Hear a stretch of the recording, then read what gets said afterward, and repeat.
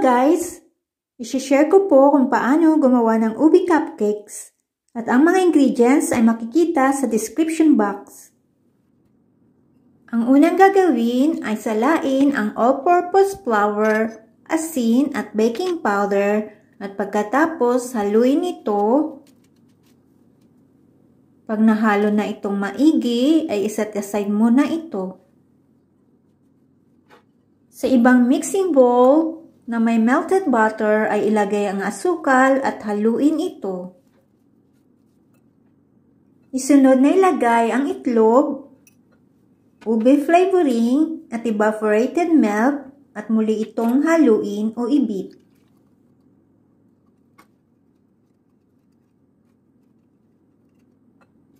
Ilagay ang ube halaya at muli itong haluin.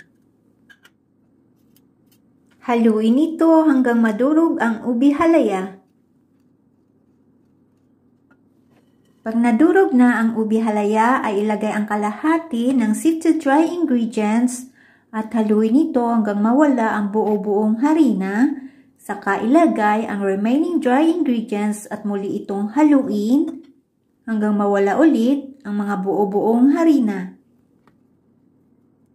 Pagkatapos haluin ay ilagay ang mixture sa baking pan na may cupcake liners.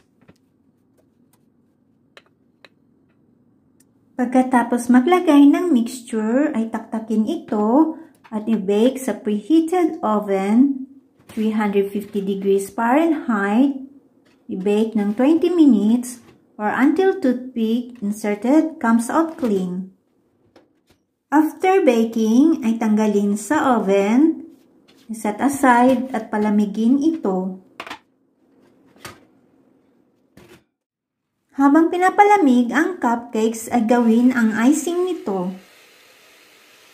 Gamit ang hand mixer ay i-beat ang cream cheese.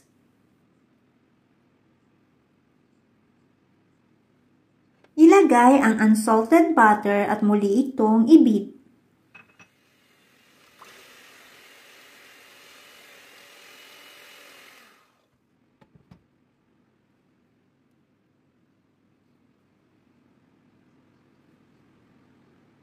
Ilagay na ang mga huling ingredients na condensed milk, ube flavoring, at vanilla extract.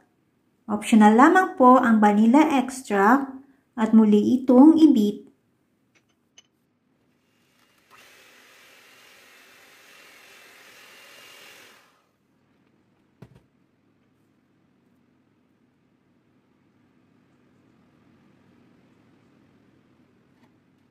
After beating ay ilagay ang mixture sa piping bag.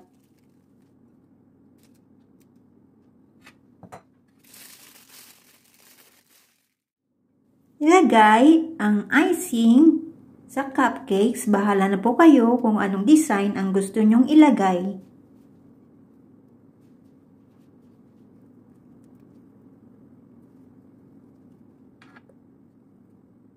Para mas lalo pong kaakit-akit sa mga bata ay naglagay po ako ng candy sprinkles. Optional lamang po ito. Kung gusto nyo po itong pang-business ay pwede po itong ilagay sa cupcake box. The Lord is a refuge for the oppressed, a place of safety in times of trouble. Psalms 9:9. Thanks for watching.